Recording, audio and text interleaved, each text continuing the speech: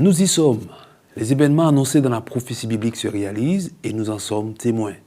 Des témoins équipés, des croyants outillés pour tenir ferme alors que le monde s'embrase. Ce sont ces outils que nous allons considérer cette semaine dans notre étude.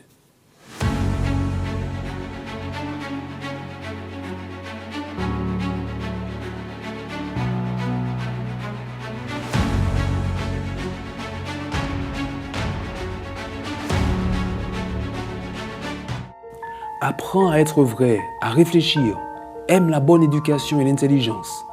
Et quand tu possèdes ces qualités, ne les gaspille pas. Proverbes chapitre 23, verset 23.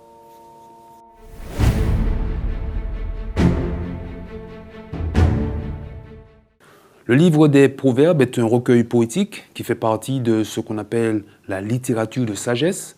C'est bien un concentré de la sagesse antique que nous avons dans ces pages.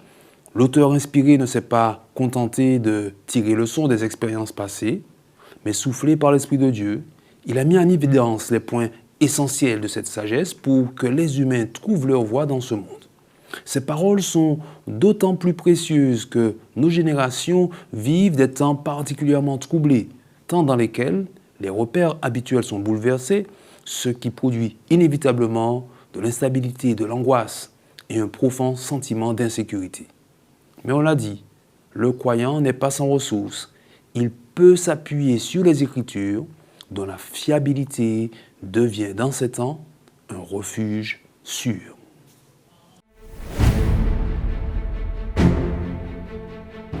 L'invitation de la sagesse des Proverbes, c'est d'avoir pour boussole de notre vie la vérité. Alors la vérité, c'est un grand mot et chacun se sent à l'aise d'avoir sa vérité. Mais cette approche ne nous sera pas très utile dans un contexte de bouleversement global. Une approche comme celle-ci participera davantage à la confusion qu'à la clarification. Évidemment, pour le lecteur habitué de la Bible, quand on parle de vérité, le lien est rapidement fait avec Jésus qui se présente lui-même comme la vérité. Jésus a personnifié la vérité et a associé à cette image celle du chemin et de la vie. Je suis le chemin, la vérité et la vie. La vérité pour Jésus n'est donc pas un trophée à saisir, le Saint Graal à posséder fièrement.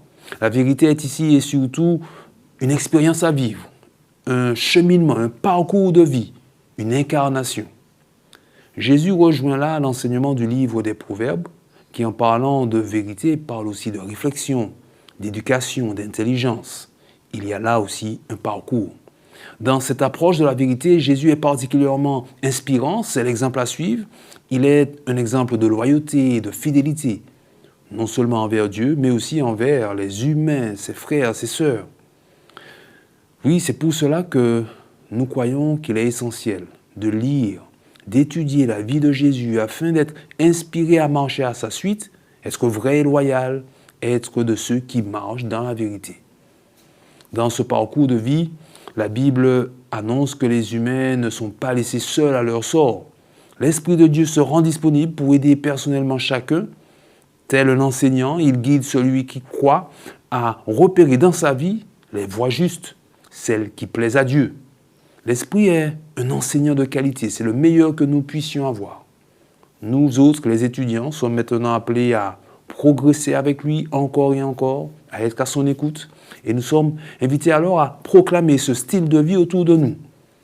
La disponibilité de l'Esprit de Dieu étant sans limite, tous ceux qui accepteront l'appel seront aussi acceptés à l'école de ce professeur extraordinaire, professeur de vie éternelle.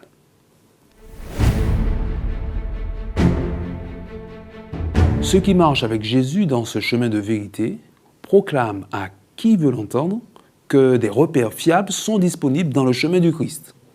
C'est vrai, d'autres chemins existent, mais on le voit, ils ne sont que confusion et désordre, abus et violence. Ils n'ont d'autre horizon que la terre, et c'est ce que la Bible appelle Babylone. Par contre, la bonne nouvelle est prêchée dans le monde entier. Elle sert de témoignage aux nations. L'Esprit de Dieu, comme une pluie de fin de saison, inonde les collines et les vallées. Rien n'échappe à son influence. Le salut est accessible à tous. Et c'est une joie et un privilège de participer à cette dernière partie du plan de Dieu.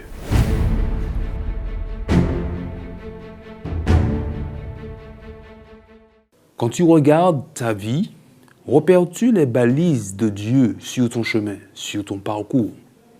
Le sabbat est un repère fondamental qui marque chaque semaine avec ce temps fort de l'adoration selon la parole de Dieu. Es-tu dans le chemin de Jésus, celui de la vérité et de la vie? Si oui, alors persévère.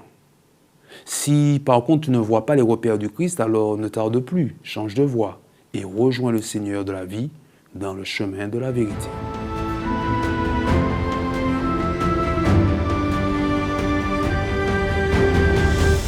Voilà pour notre verset à mémoriser cette semaine. Je vous retrouve très vite pour un nouveau verset à retenir.